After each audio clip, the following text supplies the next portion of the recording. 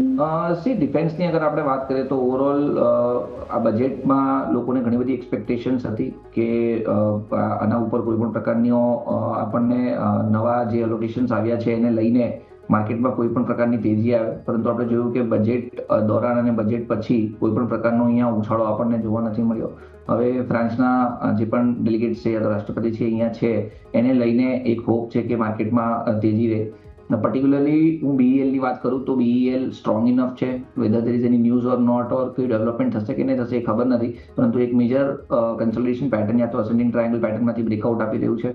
આપણે in fact budget પછી પણ જ્યારે કનેક્ટ થયા છે અને BEL ની વાત આવી છે ત્યારે આપણે કીધું છે કે 430-420 ની વચ્ચે તમે એક્યુમ્યુલેટ કરો, એક સ્ટોપ લોસ તમે 420 ની નીચે મેન્ટેન કરો, અને જે રીતના ઓવરઓલ ચાર્ટ પેટર્ન છે અમને એવું લાગે છે 480-500 સુધીની જગ્યા BEL માં જોવા મળી શકે છે. તો BEL બાય ઓન ડિપની રણનીતિ ચોક્કસ જ છે અને બાય કરીને જઈ શકાય છે.